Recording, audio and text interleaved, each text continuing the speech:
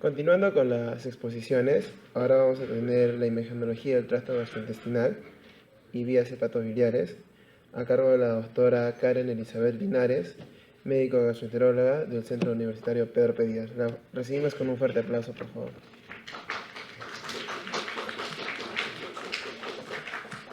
Buenos días con todos, agradeciendo la invitación para poder ayudarlos un poquito y orientarlos acerca de todo lo que es la imagenología en la vía digestiva.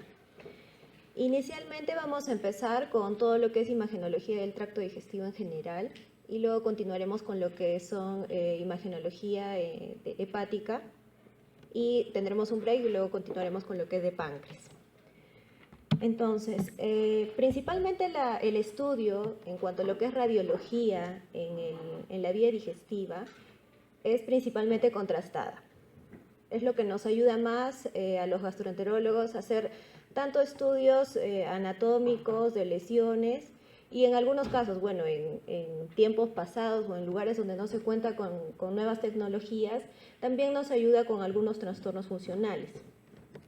Entonces, empezando con lo que es el estudio de lesiones esofágicas, hay que tener en cuenta algunas características básicas de lo que es el esófago. Tener en cuenta que la longitud del esófago está aproximadamente alrededor de 20 a 25 centímetros y en una endoscopía digestiva alta, un esófago gastroduodenoscopía, se establece su comienzo a partir de los 15 centímetros de la arcada dentaria superior. Y el cardias, que es la unión a nivel del esófago hacia el estómago, está en un aproximado a unos 40 centímetros y esto varía también de acuerdo a la estatura del paciente. Tener en cuenta que la localización del esófago es principalmente intratorácico en la mayoría de su longitud, a excepción de los últimos centímetros, 2 a 4 centímetros, que son intraabdominales, que se encuentran por debajo del diafragma. Ahora, ¿qué es lo que podemos estudiar nosotros? Como le digo, principalmente nosotros utilizamos estudios contrastados y les voy a ir mencionando ciertas patologías, qué es lo que van ustedes a encontrar en la clínica, en la práctica clínica.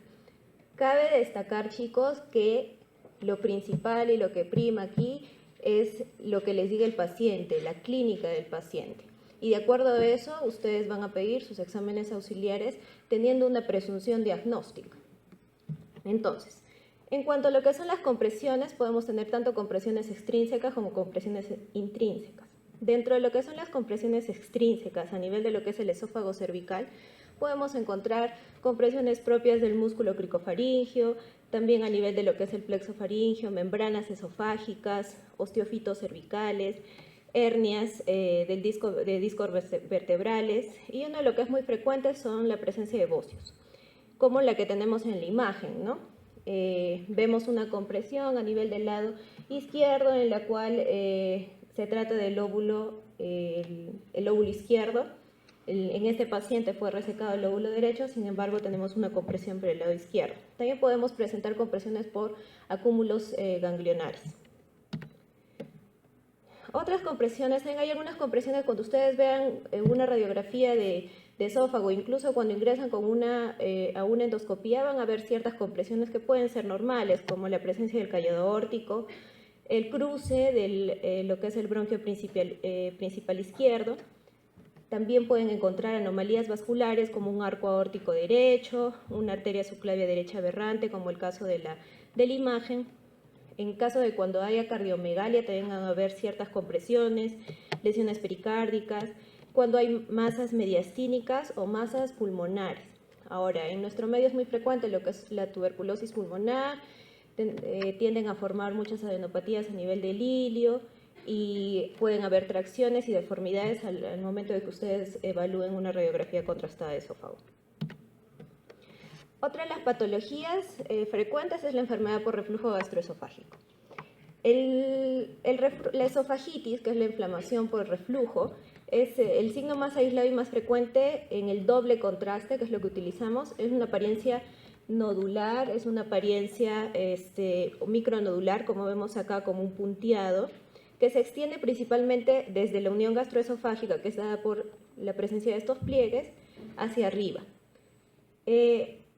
Se pueden encontrar también, de acuerdo al grado de la esofagitis, úlceras de aspecto lineal, úlceras estrelladas o con pliegues engrosados.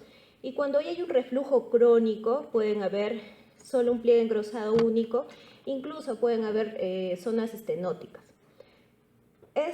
Estos estudios eran los que se utilizaban hace muchos años, era la primera elección, pero sin embargo ahora tenemos la endoscopía. Nosotros podemos entrar, visualizar directamente la mucosa, ver la presencia de eritema, ver la presencia de erosiones, qué grado de erosiones tiene, tenemos la opción de tomar biopsias, ¿no? Entonces, en lugares donde no cuenten con un endoscopio, donde no encuentren gastroenterólogo, de todas formas, los estudios contrastados tienen algún valor diagnóstico. Como les decía, cuando tenemos un reflujo crónico, es un paciente generalmente que tienen hernias hiatales con reflujos marcados y pasan años de años con estas molestias, pueden llegar a ser estenosis como el caso de la figura, ¿no? En cuanto a otra de las patologías del esófago de Barrett, generalmente asociada a lo que es la hernia hiatal, y donde se puede encontrar un patrón mucoso de aspecto reticular que nos menciona que tiene alta especificidad del esófago de Barrett. Pero como les digo, visualizando la imagen que tenemos, acá tenemos un patrón reticular, una zona estenótica, pero cuando nosotros entramos a una endoscopía vamos a ver la presencia de eritema, la alteración a nivel de la mucosa, a nivel de la unión esófago-gástrica, vemos las lengüetas, ¿no? Y la ventaja que nos da una endoscopía es que podemos tomar en ese momento las biopsias. Dentro de otras patologías tenemos las esofagitis infecciosas, ¿ya? Generalmente estas infecciones se presentan en aquellos pacientes inmunocomprometidos, pacientes VIH, pacientes que se encuentran bajo quimioterapia, que están recibiendo corticoides, donde pueden poblarse, por ejemplo, con la cándida, que es muy frecuente principalmente en pacientes VIH y que la principal molestia de estos pacientes es que nos van a presentar disfagia. Entonces, cuando nosotros tomamos una radiografía contrastada, lo que vamos a encontrar son como este punteado, zonas que pintan más, zonas que pintan menos, es como un parchado. Cuando nosotros vemos hacia una endoscopía como esta, tenemos diferentes grados de esofagitis candidiática. Acá se ven como unas placas blanquecinas adheridas a la pared esofágica que si nosotros con el endoscopio irrigamos con agua, es difícil que se desprendan. Y cuando se desprenden van a dejar una zona bien eritematosa. Este es un estadio mucho más avanzado. Dentro de otras las esofagitis, tenemos la esofagitis por herpes, que puede ser en pacientes inmunocompetentes como inmunodeprimidos, y la morfología también puede ser punteada, estrellada o en forma de anillo, donde podemos ver en este caso como zonas ulceradas, superficiales, rodeadas por una zona eritematosa. Nuevamente, la ventaja en una endoscopía es que podemos ver directamente las lesiones, podemos tipificar las lesiones, podemos hacer hisopados, cepillados, tomar muestras para confirmar el diagnóstico, cosa que no podemos hacer con la radiografía. Pero como les indico, en lugares que no tengan, puede ser una opción inicial. Otra de las lesiones es la esofagitis por citomegalovirus, que también producen úlceras, pero a diferencia de las infecciones por herpes, son generalmente unas úlceras mucho más grandes, a veces o comúnmente es una úlcera única, como el caso que presentamos acá, y que en la visión de la radiografía contrastada también vemos un patrón irregular, medio reticular, podemos ver una zona donde no capta contraste o capta contraste en forma irregular que correspondería a la zona de la úlcera. Esto es muy común, lo que es la esofagitis cáustica, ¿ya? A la emergencia, cuando ustedes hagan su serum, cuando ustedes hagan su internado, va a ser muy común que les venga por emergencia pacientes que han consumido lejía. Lo importante en estos pacientes es la evaluación inicial con endoscopía, si es que descartamos que hay una perforación, porque si ustedes sospechan que hay perforación esofágica, la endoscopía digestiva está contraindicada. Y la indicación, en caso de que ustedes ya lo descarten, en caso de que haya esta ingesta, lo ideal es hacer la endoscopía a partir de las 6 horas y no más de las 12 a 24 horas. ¿Por qué esperar a las 6 horas? Porque las lesiones por una esofagitis cáustica, ya sea por cáusticos o ya sea por ácidos, es progresiva. Si nosotros entramos inmediatamente, vamos a subestimar las lesiones. Y si entramos muy tarde, hay mayor riesgo de perforación. Entonces, como menciona acá, la primera prueba diagnóstica es la endoscopía, para poder tipificar exactamente lo que son las lesiones. En caso nosotros sospechemos de perforación esofágica y queremos hacer un estudio contrastado, lo que debemos utilizar es un contraste hidrosoluble, ¿ya? De manera de que no haya riesgo de hacer una mediastinitis por contraste. Con el paso de los años, inicialmente lo que puede haber es perforación, ulceración, puede haber sangrado, pero con el paso de los años el paciente puede realizar una estenosis, ¿ya? Como el caso que vemos acá en la imagen, ¿no? Es un paciente con una estenosis y la característica de las estenosis cáusticas que son estenosis largas, ¿ya? Son pacientes que después de la ingesta cáustica, del manejo inicial, posteriormente generalmente van a ir a dilataciones esofágicas, ¿ya? Y son unas dilataciones un poco difíciles, son cicatrices retráctiles, un poco difíciles de manejar. Y a partir de los 10 años del consumo del cáustico, estos pacientes tienen mayor riesgo de realizar un NM esofágico. En cuanto a lo que son los tumores esofágicos. En el esófago podemos encontrar diversas tumoraciones benignas y tumoraciones malignas. Dentro de lo que son las tumoraciones benignas podemos encontrar quistes, podemos encontrar tejido heterotópico, tumores benignos epiteliales como el papiloma de células escamosas, que es muy común, tumores benignos de origen mesodérmico, muscular, fibroso, vascular, tejido nervioso, ¿ya?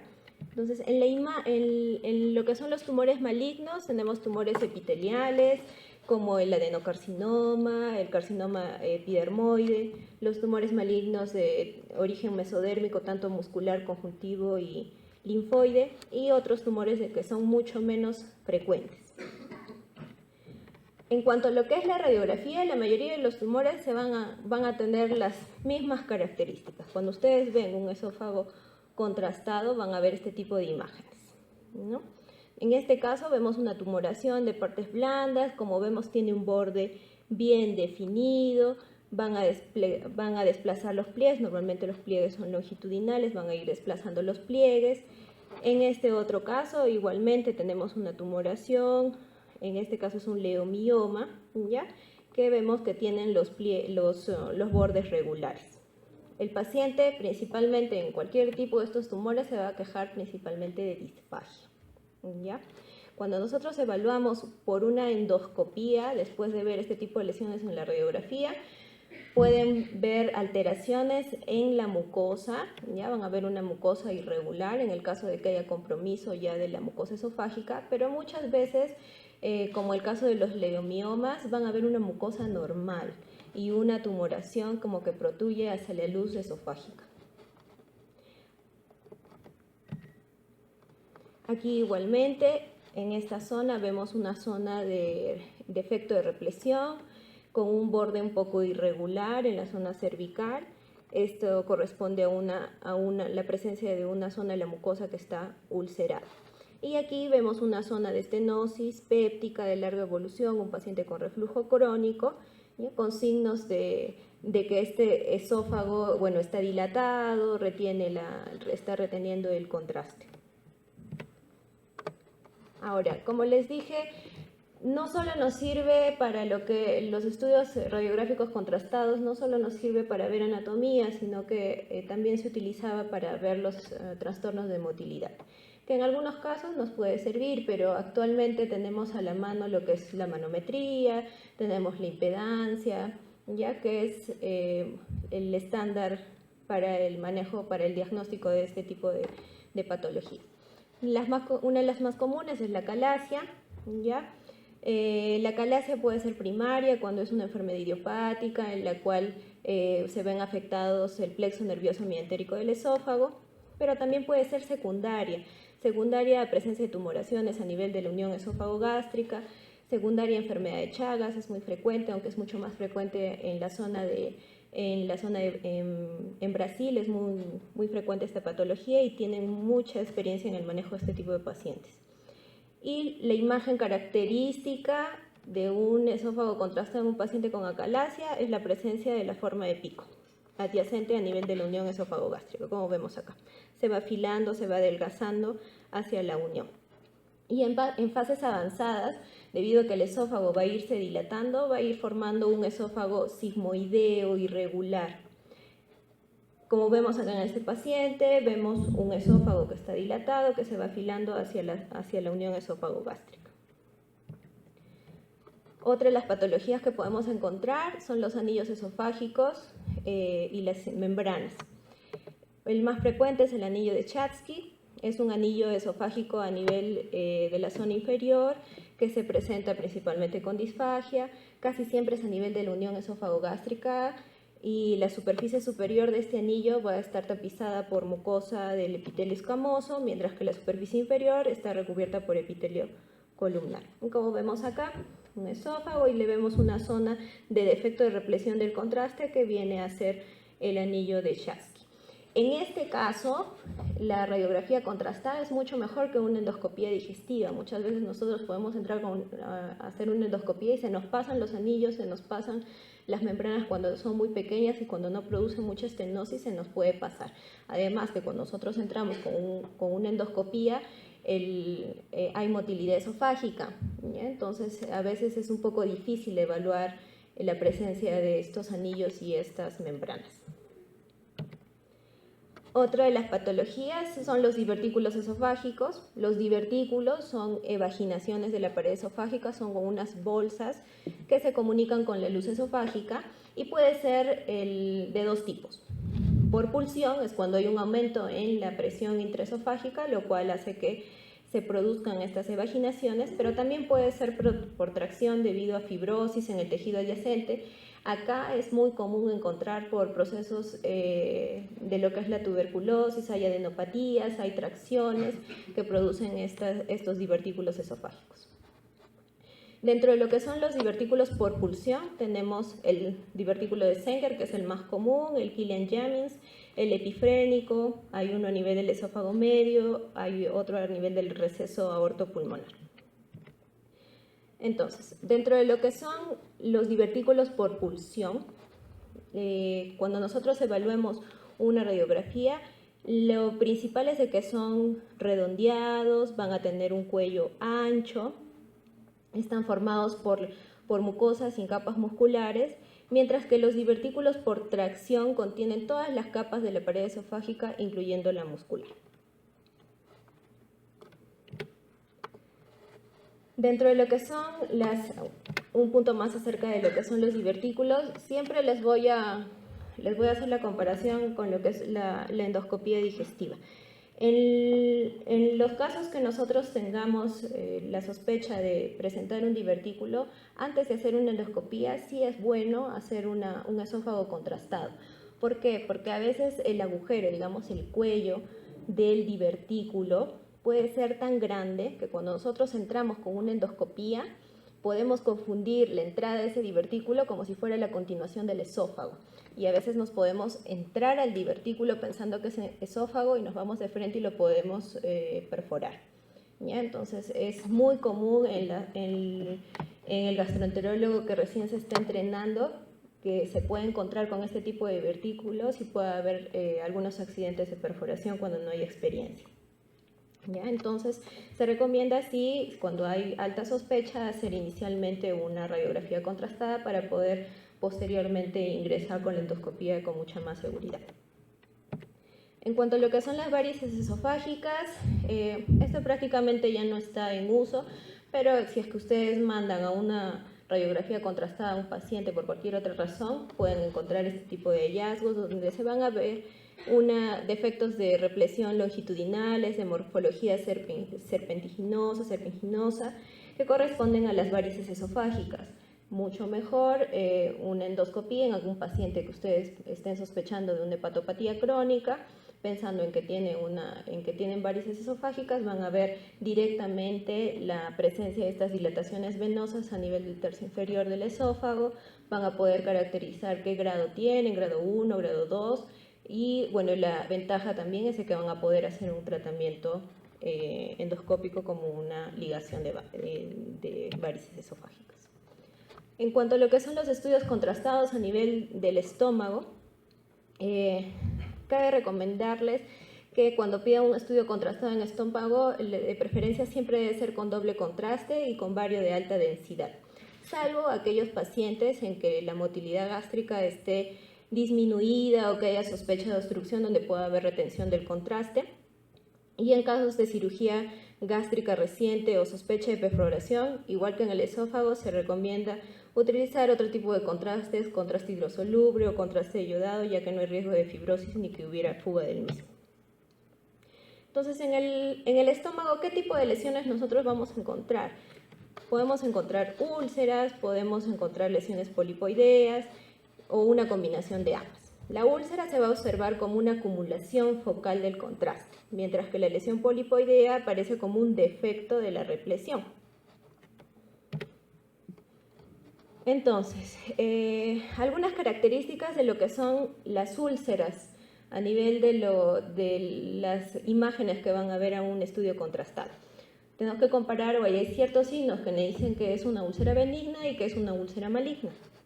Dentro de los que tenemos que evaluar son los pliegues mucosos. Cuando tenemos una benigna van a ser unos pliegues finos, regulares, que llegan hasta el borde del nicho ulceroso, mientras que en la maligna ya son engrosados, irregulares y no llegan hasta el borde.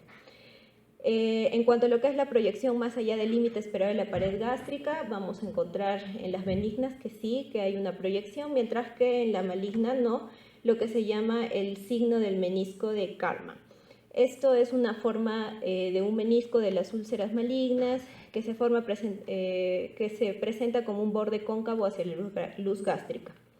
En cuanto a lo que es la localización de la úlcera en la lesión, generalmente es en la zona central, mientras que en las malignas son excéntricas.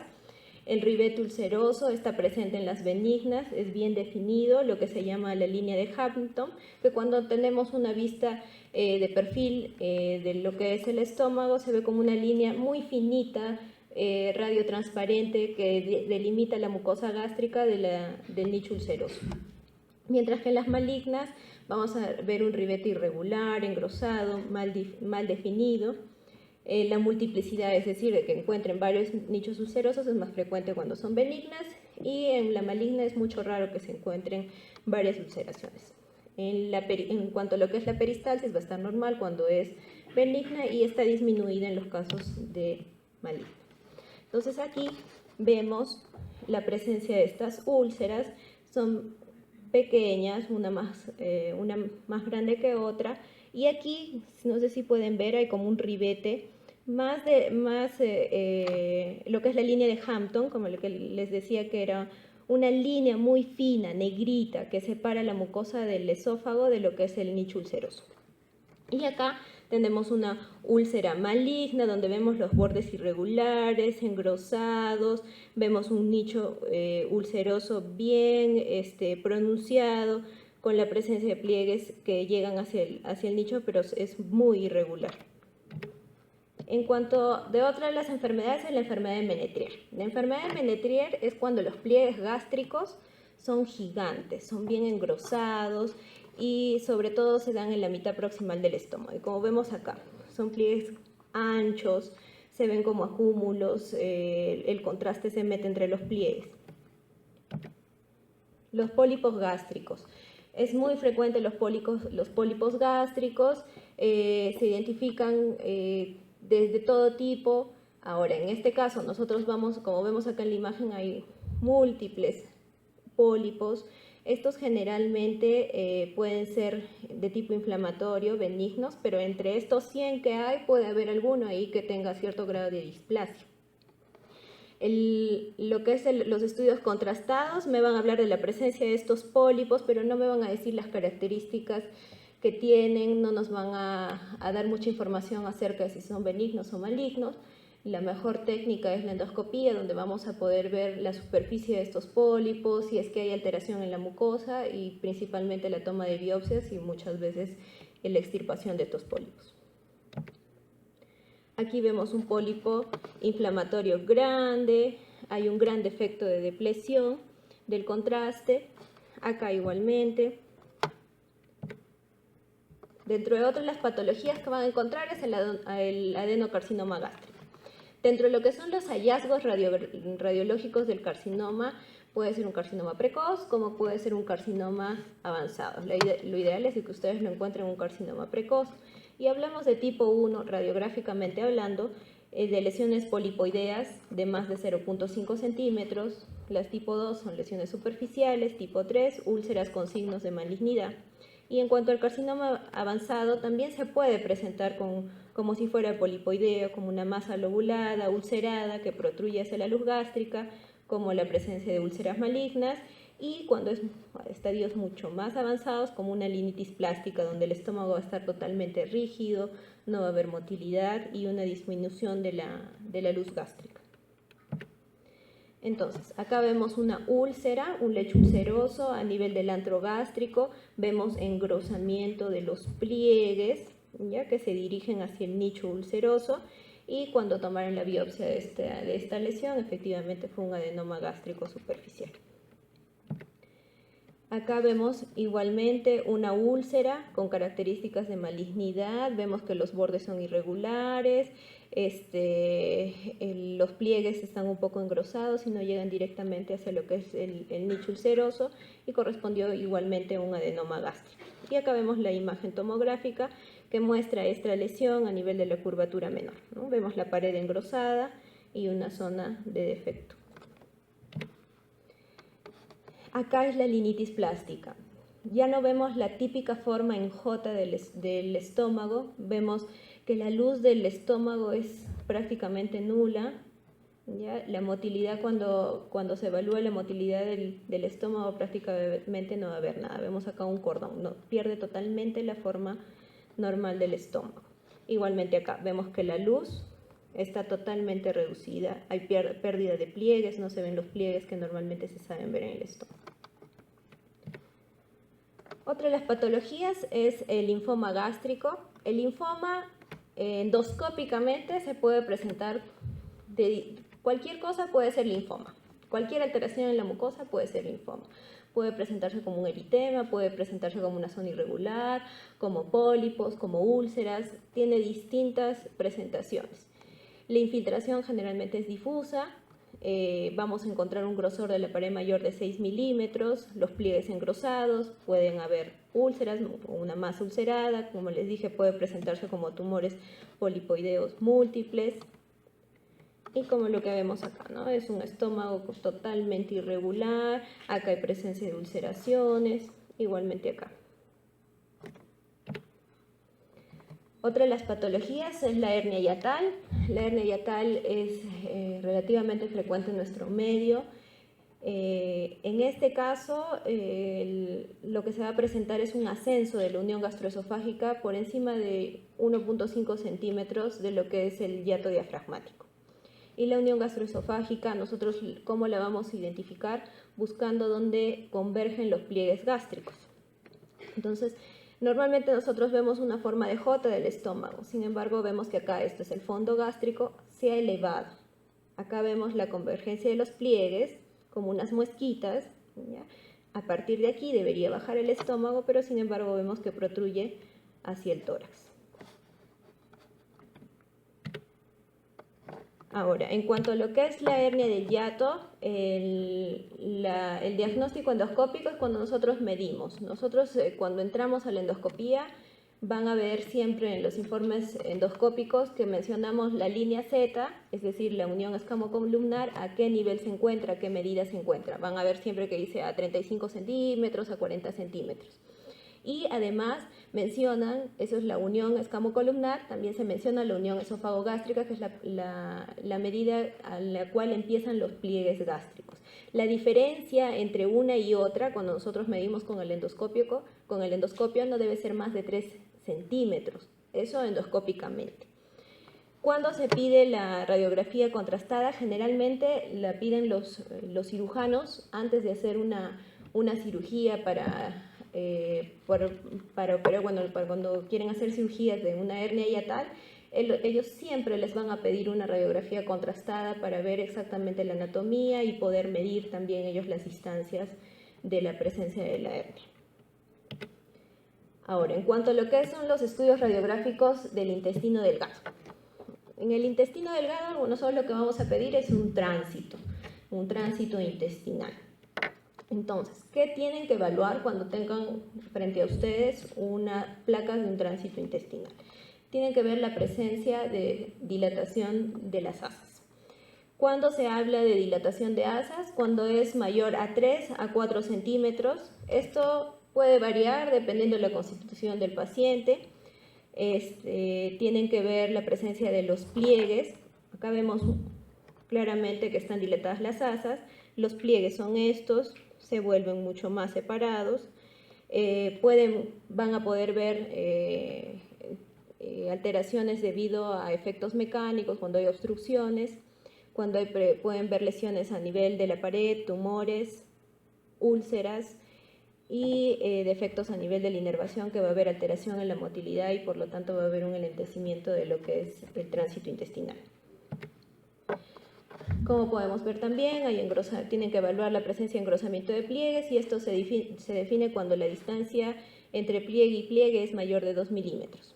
Puede ser simétrico o asimétrico y las causas pueden ser infiltración de las capas de la pared de las asas, ya sea por edema, ya sea por la presencia de sangre. Entonces acá vemos la imagen de un tránsito intestinal en un paciente con un cuadro malabsortivo, es decir, de que hay alteración de las vellosidades, hay alteración de la mucosa intestinal, donde vemos engrosamiento de los pliegues, acá están separados, acá se ven con mucha más claridad, incluso hay acá aplanamiento, no se llega a ver bien esos pliegues, ¿no? Que es lo que altera la absorción a nivel del intestino.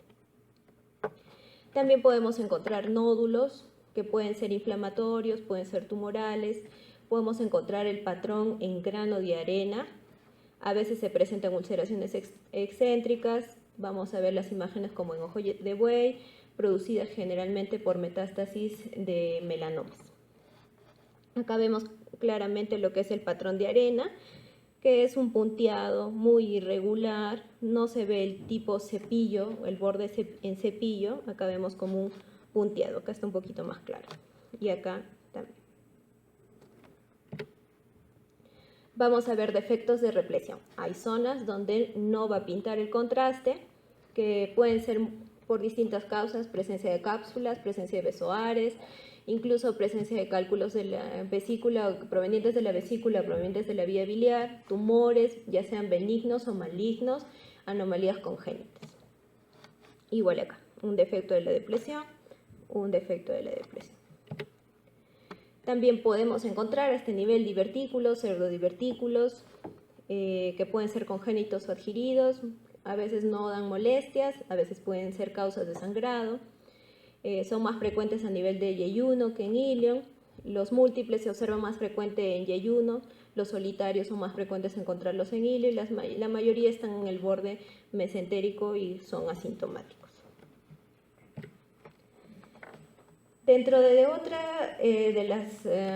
lo que tenemos que evaluar son signos de malabsorción, que es la principal indicación de estos estudios contrastados intestinales, cuando hay problemas malabsortivos. Entonces, ¿qué es lo que nos dice que sí realmente este paciente tiene malabsorción? Alteraciones del patrón mucoso. Las válvulas conniventes van a ser paralelas y tienen una distancia entre ellas de 1 a 2 milímetros. Hay una atrofia de la mucosa, ya no vamos a ver como un cepillito, sino que lo vamos a ver atrofiado. Las válvulas están separadas, disminuyen su número, son asimétricas. Hay dilatación, más frecuente en el yeyuno. La motilidad de las asas está disminuida y es ineficaz y por lo tanto vamos a tener un tránsito intestinal alargado.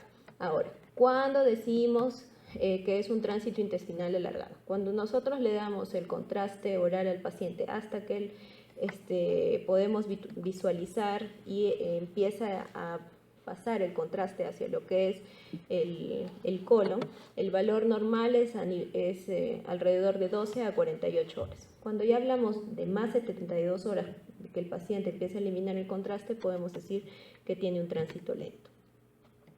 Otra de las características de los hallazgos que podemos encontrar es hipersecreción, que consiste en que van a haber asas llenas de contraste, como en este caso. Acá vemos que está lleno de contraste, pero hay zonas que no capta contraste. Otra es en que en yeyuno siempre el líquido es patológico. En ilion, donde el tránsito es mucho más lento, es normal encontrar algo de líquido, pero a nivel del yeyuno siempre va a ser patológico. Otro de los signos es la fragmentación. La fragmentación significa que se van a borrar los pliegues de la mucosa y el vario va a resbalar como si fuera un desfiladero. Y es un signo bastante típico de la enfermedad celíaca, que es una de las principales enfermedades malabsortivas, que no es tan frecuente acá en nuestro medio, es mucho más frecuente en la raza blanca, en países europeos. También es muy frecuente en Argentina. Como vemos acá, ¿a qué se refiere con la yeyunización del ilio? Es decir, que los pliegues a nivel de yeyuno son mucho más engrosados, son mucho más prominentes que a nivel de ilio. En ilio son mucho más delgaditos, pero sin embargo, acá vemos de que estos pliegues son mucho más pronunciados, parece como si fuera el yeyuno. Cuando ustedes hacen una enteroscopía, cuando ingresan con un endoscopio mucho más largo, van a ver cómo saber exactamente si estoy en duodeno, si estoy en yeyuno, si estoy en ilio. Va a ser por las características de la mucosa. Los pliegues tienden a ser mucho más engrosados en la parte de yeyuno que en ilio. Y cuando hacen una cápsula endoscópica, que es una cápsula con unas camaritas, que el paciente las va a deglutir y luego la van a eliminar, y esas imágenes, mientras va pasando por todo el intestino, van enviando las imágenes a un software. Cuando ustedes van a evaluar esas imágenes, van a ver lo mismo. Para ubicarse más o menos y caracterizar las lesiones, su ubicación, se van a tener que guiar de las características de los pliegues. Todavía utilizamos bastante lo que es el tránsito intestinal, porque encontrar a la mano enteroscopía a veces es un poco difícil, y lo que es la cápsula endoscópica todavía es un poco costoso para nuestro medio. Otra de las patologías que podemos encontrar es el divertículo de Meckel, donde hay una atrofia incompleta del conducto ónfalo-mesentérico. Es un divertículo verdadero, es decir, que tiene las 3 capas, contiene mucosa heterotópica gástrica y pancreática, puede tener también duodenal, colónico, biliar, aunque la más frecuente es la gástrica, y se localiza en el borde antimesentérico del ilion distal, varía en tamaño y forma. Y vemos, esa es la lesión, la imagen, que no es característica, podría deberse a cualquier otro tipo de divertículo, entonces tenemos que tener la presunción diagnóstica y podemos pedir los PET scan, los isótopos, con un marcador de mucosa gástrica, donde solo debería marcar o brillar donde hay mucosa gástrica, pero sin embargo vemos que brilla acá, a este nivel. Entonces podemos concluir que hay un divertículo de Meckel. Otra de las enfermedades es la enfermedad inflamatoria intestinal, la enfermedad de Crohn y la colitis ulcerativa. En lo que es intestino delgado, solo enfermedad de Crohn. Acuérdense, enfermedad de Crohn puede afectar a cualquier parte, sea intestino delgado, sea intestino grueso. Sin embargo, la colitis ulcerativa es solo intestino grueso. Entonces, en la enfermedad de Crohn, la característica es de que es una enfermedad inflamatoria con compromiso transmural, recidivante. La etiología, la etiopatogenia aún no está muy clara y puede afectar a cualquier parte del tubo digestivo, desde la boca hasta el ano. La distribución es discontinua. Hay zonas de la mucosa afectada, zonas que están totalmente normales. Es una afectación simétrica. Hallazgos precoces que vamos a encontrar: edema mucoso, disminución de la distensibilidad, pueden encontrarse úlceras lineales o aptosas. Como cualquier úlcera, se va a depositar el contraste ahí. En la enfermedad establecida ya podemos encontrar úlceras mucho más profundas, con fisuras, con el característico empedrado, que también van a ver ese característico empedrado cuando entren con una endoscopía. Va a haber la presencia de fístulas, esto es muy común en la enfermedad de Crohn, fistulizan rápidamente debido a que tienen un compromiso transmural. Pueden haber zonas de estenosis, y esta estenosis es principalmente por la presencia de fibrosis, y lo que se llama lo típico es el signo de la cuerda, a nivel del ilion terminal. Pueden haber pseudosaculaciones, se pueden formar también pseudopólipos, puede haber separación de asas. Entonces, acá vemos un paciente con una enfermedad de Crohn donde está comprometido el ilion terminal. Se identifican pequeños trayectos lineales como este que está señalando la flecha, que se proyectan más allá de la luz. Esto corresponde a una úlcera más profunda. Igual un paciente con enfermedad de Crohn, y acá vemos el típico empedrado, ¿no?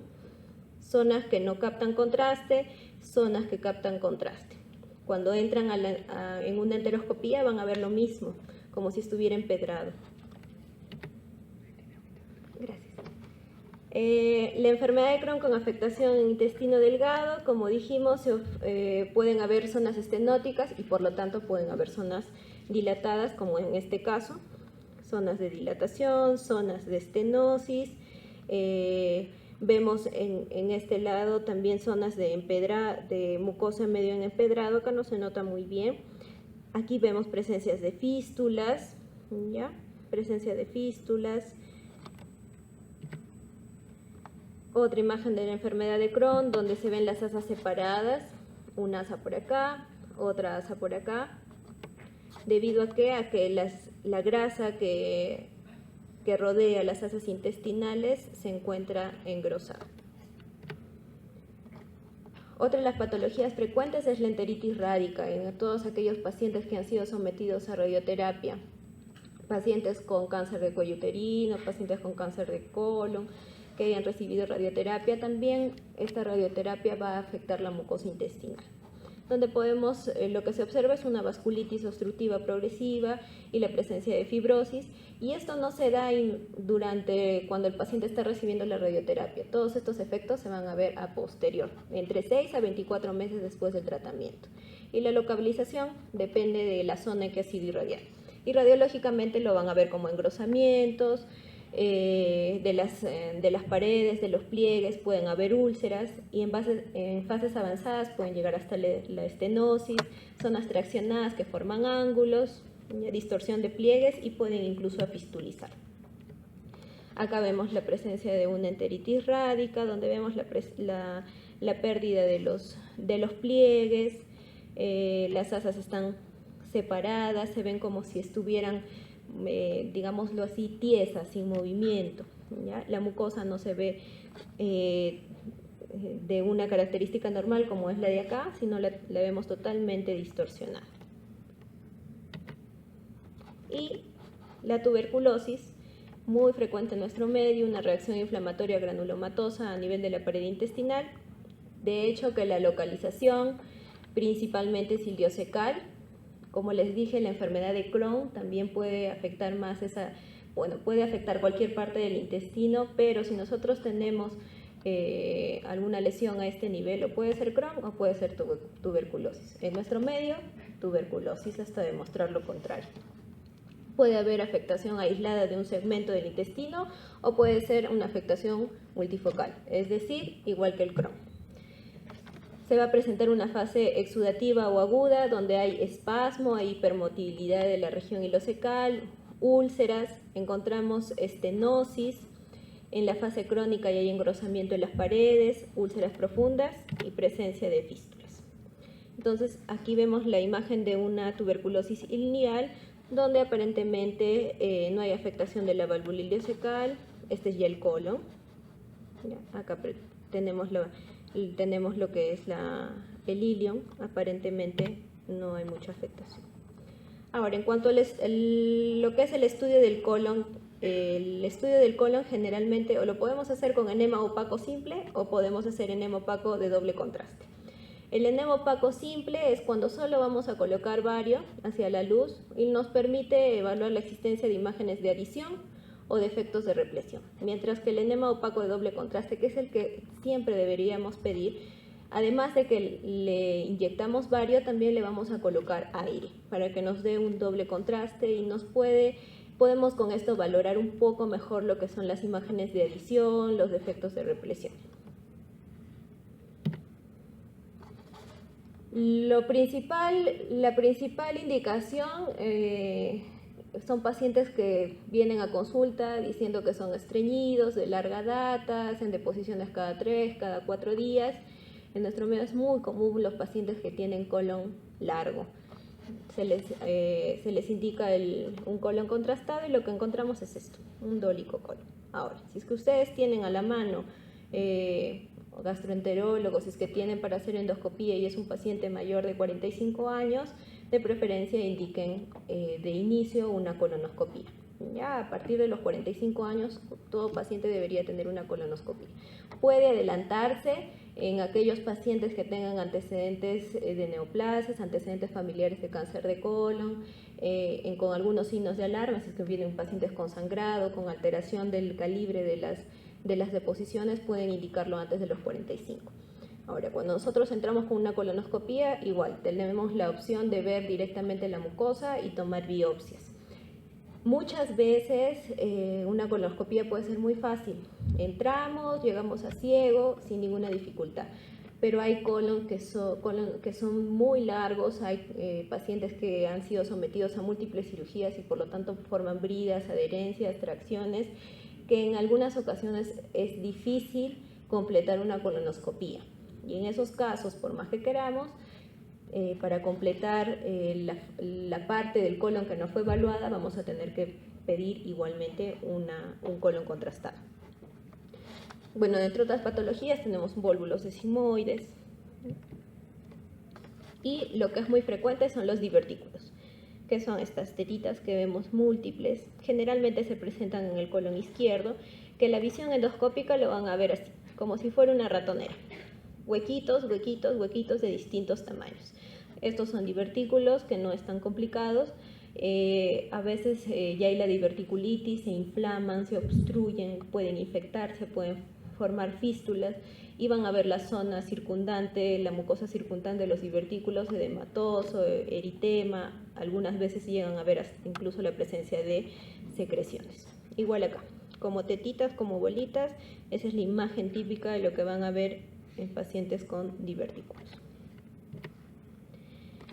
En este caso, igual como les digo, estos divertículos pueden inflamarse, pueden abscedarse, pueden infectarse, como en este caso que ya ha formado acá un absceso. Y acá lo que tenemos es una perforación de un divertículo con fístula en la vejiga. Acá vemos la presencia de aire, que normalmente no debería verse, y el paso del contraste hacia la vejiga. Igualmente, acá vemos, dentro de otras patologías, lo que van a encontrar muy común son los pólipos, pero generalmente en las radiografías de colon contrastada, para verlos tienen que ser pólipos un poquito más grandes. La ventaja de la colonoscopía es que pueden detectar lesiones mucho menores. En este caso vemos los pólipos, se van a ver como defectos de la represión. Acá vemos un pólipo a nivel de colon sigmoides y la visión endoscópica es esta.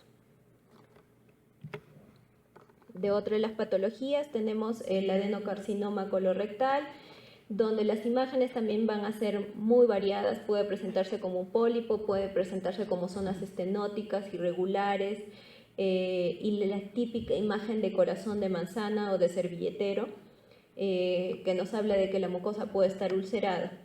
Entonces, ante el hallazgo de una estenosis al paso de la columna de bario, o sea, la presencia del contraste, es fundamental valorar la persistencia de la misma para descartar que corresponde a un espasmo colónico. Cuando el radiólogo va tomando las imágenes de colon, puede haber una zona que la va a ver como si fuera la imagen del típico corazón de manzana, pero tiene que ver que no corresponda a un movimiento peristáltico. Tiene que esperar unos minutos y muchas veces esa imagen desaparece, solo fue un espacio. En este caso vemos una masa polipoidea. Acá está la imagen endoscópica, es irregular, la mucosa es irregular, un poquito más eritematosa, con un aspecto cerebriforme y corresponde a un pólipo velloso. Y la imagen la vemos acá, captación irregular del contraste. Y esta es la típica imagen de corazón de manzana. Igualmente acá tenemos una zona estenótica con la imagen de corazón de manzana un poco más pronunciada. En este caso fue un adenocarcinoma de colon. Acá igualmente la imagen de la lesión a nivel de lo que es la imagen endoscópica, y esta es la imagen que nos va a dar en cuanto a lo que es la radiografía contrastada, donde hay una captación irregular de lo que es el contraste. Igual, el signo de la manzana mordida, el signo de la manzana mordida. La colitis ulcerosa es una enfermedad inflamatoria de la mucosa con afectación, a diferencia del Crohn, que era discontinua. La colitis ulcerosa es continua desde el colon distal hasta el colon proximal. Entonces, acá vemos la imagen de un paciente que generalmente estos pacientes vienen con historia de diarrea, rectorragia. Se le diagnosticó de una colitis ulcerosa y, como vemos en la imagen, hay una pérdida de lo que es la anatomía normal del colon. Vemos que se ve rígido, adelgazado. Durante las fases activas, donde hay mayor presencia de inflamación, donde hay presencia de ulceraciones, la mucosa se va a ver de aspecto granular, parecido al empedrado que veíamos en la enfermedad de Crohn. Igualmente acá. Esta es la imagen endoscópica. Lo que ven en blanco son las úlceras, son úlceras serpiginosas, lineales, irregulares. Y a la imagen endoscópica de la radiografía vamos a ver lo mismo, ¿no? Una captación irregular del contraste. Igualmente, paciente con antecedente de diarrea, rectorragia, se le diagnostica de colitis ulcerosa y vemos una afectación de lo que es el recto sigma, con zonas de la mucosa granular, puntiforme, irregular, con una zona un poco estenótica. Esta es la afectación de Crohn a nivel de lo que es colon, que como vemos igual va a dar esta imagen empedrada.